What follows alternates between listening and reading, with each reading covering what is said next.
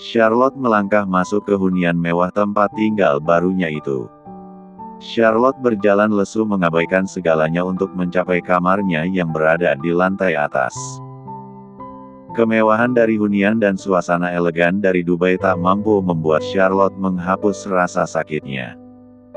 Semua masih terasa perih. Ketika ia berpamitan pada kedua orang tuanya yang berusaha keras menahannya karena tak mau Charlotte pergi sendiri, meskipun akhirnya Charlotte berhasil memenangkan keinginannya. Charlotte tak bisa berada di kediaman Rose, harus melihat Sergio yang sudah menorehkan luka di hati dan tubuhnya. Charlotte juga tak bisa mengadukan perbuatan Sergio, karena bisa jadi Sergio jauh lebih penting bagi Rose ketimbang harga diri Charlotte. Charlotte terpejam, tiba-tiba teringat dengan ekspresi Sergio saat dia datang, melihat Charlotte akan pergi. "Uban, apa-apaan ini? Kenapa kamu tiba-tiba mau pergi?" Sergio mengulurkan tangan, hendak meraihnya. "Hei, jangan pergi." Plak. Charlotte menepis tangannya, menatap jijik pada Sergio. "Jangan pernah muncul di hadapanku lagi," gumam Charlotte lirih. "Aku benci pria menjijikan sepertimu." "Apa?"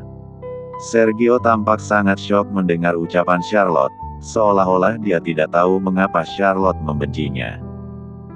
Padahal malam itu dia meltigacekan Charlotte dengan tawa puas di bibirnya. Charlotte masih ingat bagaimana Sergio mensatu-latu-enam-nya dan berkata, "Aku sudah lama membayangkan ini denganmu, Lottie." Sekarang setelah semuanya, dia mau bertingkah seolah tidak terjadi apa-apa.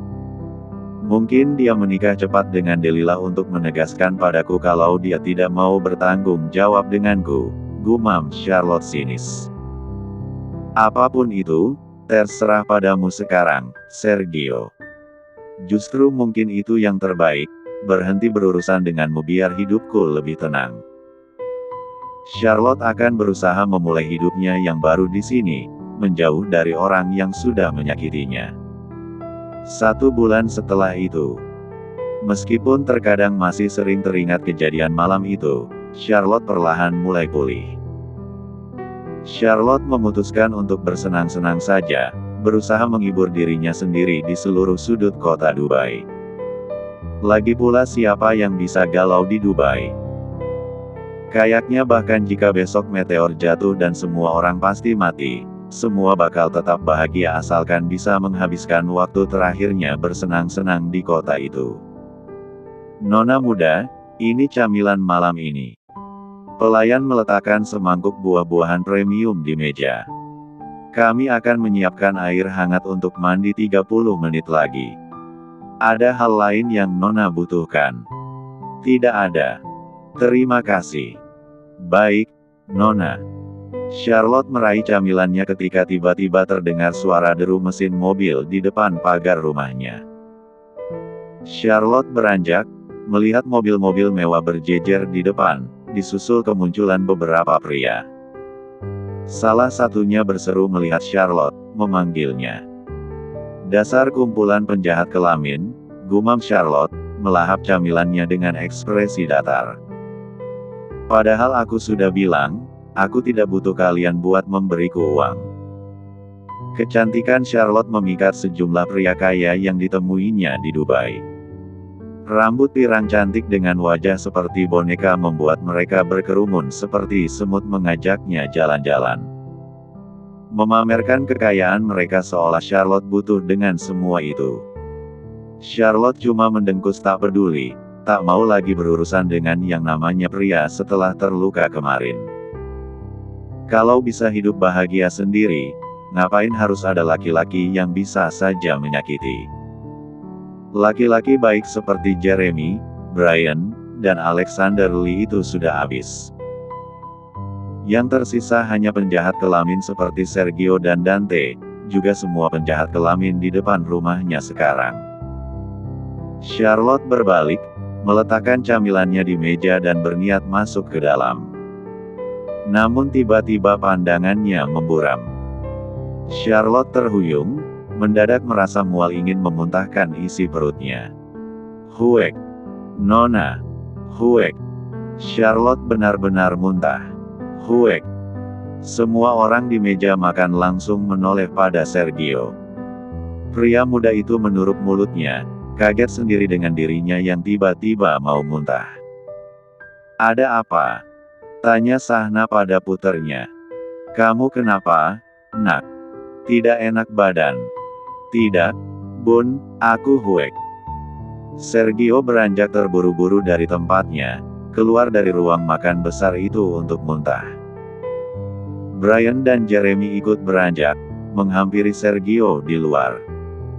Jeremy memijat tengkuk adik iparnya itu, membiarkan dia memuntahkan cairan dan sedikit isi perutnya. Sementara itu Brian menghubungi dokter pribadi Sergio agar segera datang ke tempat mereka. Huek. Huek. Jeremy dan Brian panik saat melihat Sergio malah makin bergetar, terus berusaha muntah meskipun sudah tidak ada yang keluar dari mulutnya. "Brian, coba ambil aroma terapi. Cepat." "Oke, tunggu sebentar." Brian masuk ke dalam mengambil aroma terapi sedangkan Sahna, Elizabeth, dan Sebastian mulai beranjak, merasa kondisi Sergio sepertinya cukup serius. Sahna yang paling pertama keluar setelah itu, berlutut di dekat putranya yang mulai kelihatan pucat dan sesak napas karena muntah. "Sergio, ada apa, Nak? Perasaanmu tidak enak? Kepalamu pusing?" Sahna meraba keningnya untuk memastikan. Namun dingin. Tidak panas. Sahna menoleh ke suaminya. "Bas, ini bagaimana? Sergio kenapa?" Tenanglah. Biarkan dia muntah dulu." Butuh waktu cukup lama untuk Sergio terlihat sudah tenang. Tiba-tiba saja Sergio menjatuhkan diri ke pelukan Sahna, tanpa diduga menangis di sana. Sergio berbisik kalau perasaannya sangat tidak nyaman dan perutnya terasa aneh. Sahna yang mendengar jadi ikut khawatir dan menangis. Sebagai ibunya, Sahna memang paling tidak bisa kalau anak laki-lakinya sudah sakit. Semua orang langsung mengelilingi Sergio, berusaha menenangkannya karena dia terlihat kacau dan aneh. Tapi Sebastian berdiri, masih mengamati. "Bas, kamu masih marah pada anakmu," ucap Damian di sisinya. "Jangan diam saja. Lakukan sesuatu." Damian mengira Sebastian masih kesal pada anaknya karena ketahuan meniduri perempuan random di pesta. "Bukan begitu. Aku memikirkan hal lain," jawab Sebastian. "Memikirkan apa?" Sebastian menoleh ke arah lain. Ke dalam ruangan, di mana Delilah berdiri, tak berani mendekat namun matanya terlihat mengamati. "Nak, kemarilah." Sebastian memberi isyarat pada Delilah yang langsung mendatanginya. "Kamu hamil." Delilah terkesiap, begitu pula semua orang yang mendengarnya. "Bas, Sergio sedang begini dan kamu malah menanyakan hal seperti itu," protes Sahna pada suaminya. "Justru karena itu. Kamu lupa aku mengalami hal seperti ini waktu kamu hamil." Sahna tersentak. Seketika teringat dulu Sebastian memang pernah jatuh sakit gara-gara ikut mual muntah seperti perempuan hamil.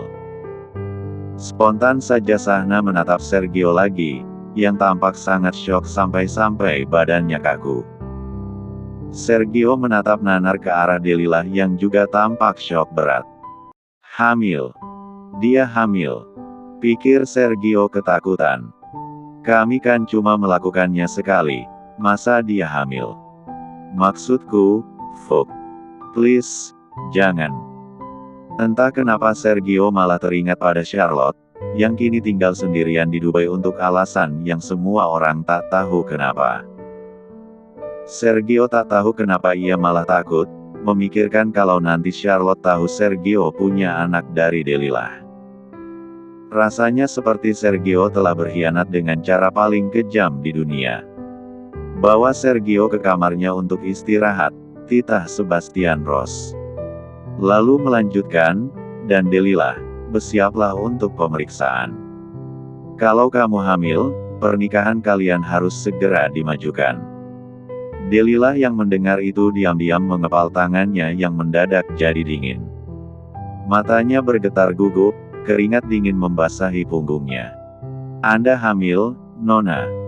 Charlotte hanya bisa tercengang mendengar penuturan dari dokter pribadinya.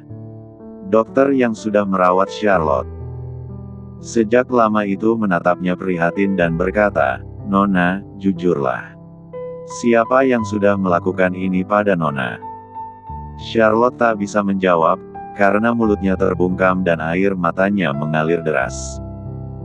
"Nona, tolong katakan saja yang sejujurnya. Siapa yang melakukannya? Siapa ayahnya?" Charlotte menutup wajah dengan tangan. Tangisannya pecah seketika. Bagaimana ia bisa bilang, kalau itu Sergio Sebastian Ross? Pria yang justru memilih menikahi wanita lain dan bersikap seolah-olah dia tidak melakukan apa-apa pada Charlotte. "Nona, jangan katakan ini pada papa dan mama. Nona, Anda tidak boleh menyembunyikan hal seperti ini. Bagaimanapun cepat atau lambat Nyonya Elizabeth dan Tuan Damian akan melihat kandungan Anda. Anda tidak berniat bersembunyi selamanya tidak bertemu keluarga Anda kan?" Charlotte menggeleng. Dia mendekat, tanpa diduga memeluk dokternya sendiri karena sudah terlalu sakit. Wanita itu langsung mengelus punggung Charlotte. "Nona, ayo saya temani. Beritahukan ini pada keluarga Anda." Orang itu tidak mau bertanggung jawab, isak Charlotte. Dia sudah berencana menikahi orang lain. Baik, kalau begitu dia harus mendapat balasan dari perbuatannya atas Nona. Dan, tanpa orang itu pun keluarga Anda pasti bersama Anda. Charlotte rasanya ingin menjerit.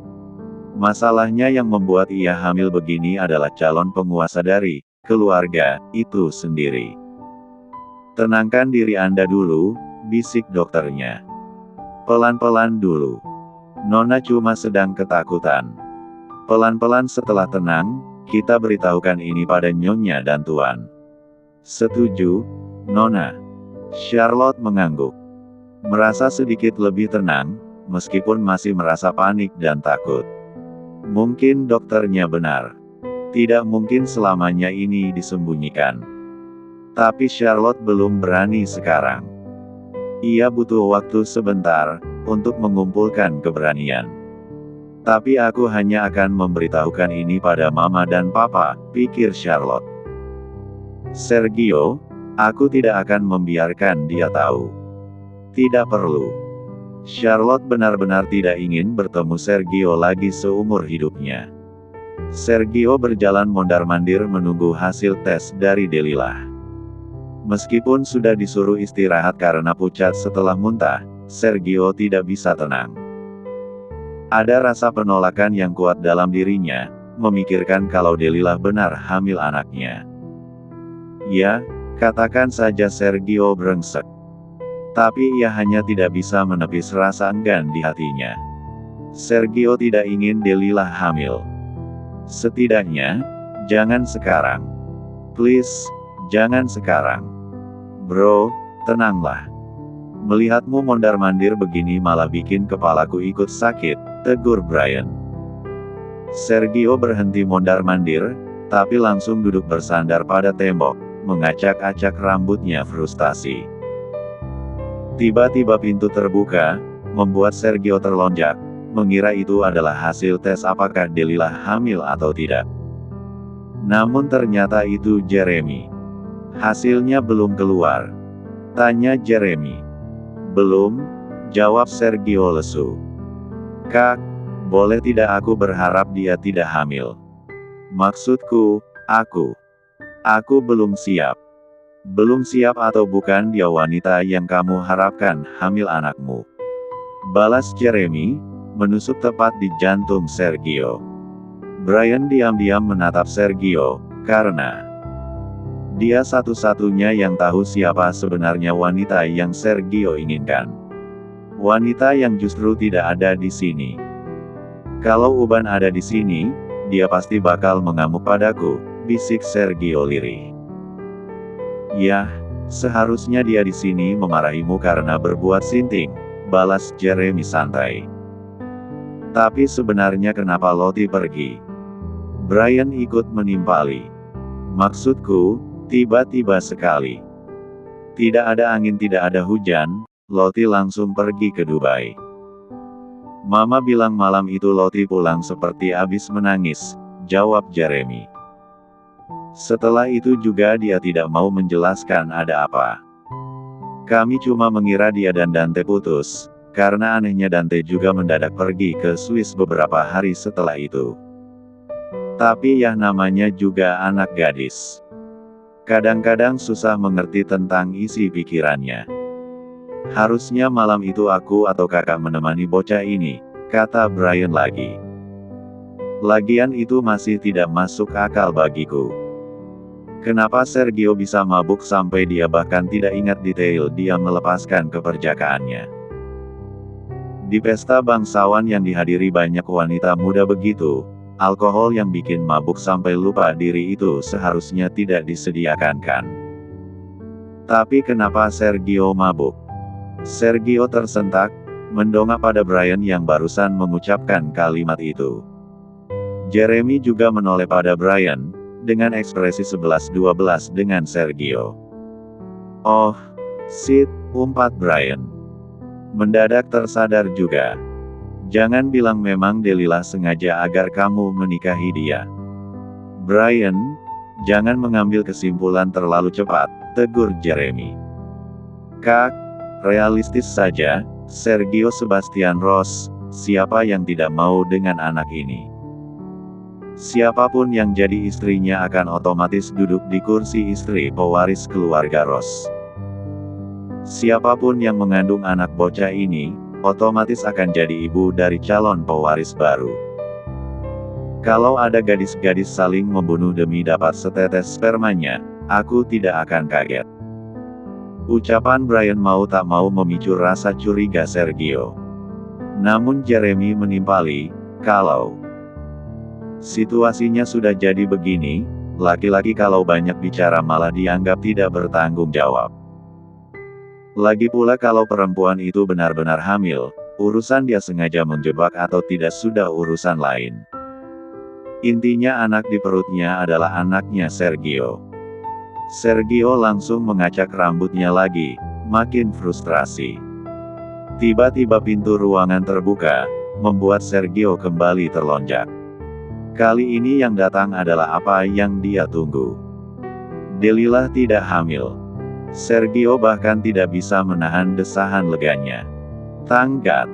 Sergio tanpa sadar berseru. Saking gembiranya. Tapi langsung terdiam saat dilihat Delilah ternyata di sana, mendengar ucapannya. Delilah menunduk, tampak seolah dia sangat terluka karena Sergio malah berseru lega. Wanita itu berbalik, pergi dengan air mata menetes di pipinya. Sergio tahu, kalau wanita sudah begitu, dia harus dikejar. Tapi Sergio tidak merasa harus melakukannya. Karena Sergio memang tidak mau dia hamil. Bro. Brian mendekat, menarik Sergio menepi untuk bicara berdua. Menurutku lebih baik ini diselidiki lebih jauh. Soal apa? Soal malam itu. Aku tahu ini terkesan jahat buat perempuan itu, maksudku Delilah, tapi kalau dia menjebakmu untuk tidur bersama, menurutku tidak ada gunanya kamu bertanggung jawab atas dia. Sergio tertegun. Dalam hati, diam-diam dia ingin setuju namun dilema. Seperti kata Jeremy, di situasi ini, laki-laki yang banyak bicara, malah terkesan seperti berusaha lari dari tanggung jawab. Sergio, kamu yakin ingin menikahi dia? Delilah. Brian menatapnya seolah berusaha menarik keluar jawaban jujur yang coba Sergio sangkal. Menikahi wanita yang tidak kamu inginkan, kamu serius mau melakukannya? Sergio menggeleng. Tidaklah. Kalau bisa memilih juga aku tidak mau. Kalau begitu coba cari tahu. Kalau terbukti dia memang sengaja melempar dirinya padamu, ada alasan buatmu membatalkan pernikahan ini. Sergio tak menjawab, hanya mengangguk dengan pikiran bercabang. Sergio memutuskan menyusul Delilah, dan mulai berpikir bagaimana caranya agar ia bisa menyelidiki kejadian yang ia lupakan malam itu. Oh iya, Sergio merogoh sakunya, mengeluarkan sebuah plastik kecil berisi helaian rambut pirang yang ia ambil di kasur tempatnya terbangun hari itu. Kalau ini benar miliknya Uban, berarti dia sempat masuk ke kamar itu kan? Mungkin aku bisa bertanya sesuatu ke dia. Namun mendadak terlintas ucapan Charlotte yang menusuk jantungnya. Jangan pernah muncul di hadapanku lagi. Aku benci pria menjijikan sepertimu. Sergio menghela napas seraya mengantongi rambut itu kembali. Si ubanan itu pasti melihatku telanjang dengan Delilah, makanya dia menyebutku menjijikan. Sergio mengepal tangannya yang masih menggenggam rambut Charlotte di kantongnya, hanya bisa berbisik dalam hati, aku merindukanmu, Lottie. Sergio sepertinya harus ke Dubai untuk menanyakan langsung padanya tentang apa yang Charlotte lihat malam itu. Namun sebelum itu, Sergio juga akan memastikannya pada Delilah. Tentang apa yang sebenarnya terjadi, apa yang Sergio lakukan selama mabuk berat malam itu. Delilah. Gadis itu tidak menoleh. Hanya berdiri diam sampai Sergio mendekat padanya. Mobil yang siap mengantarnya pulang sudah terparkir di depannya, tapi sepertinya dia memang menunggu Sergio. Karena dia tetap di sana. Ada yang mau aku tanyakan tentang malam itu, ucap Sergio. Namun Delilah langsung berkata, Anda mau lepas tanggung jawab.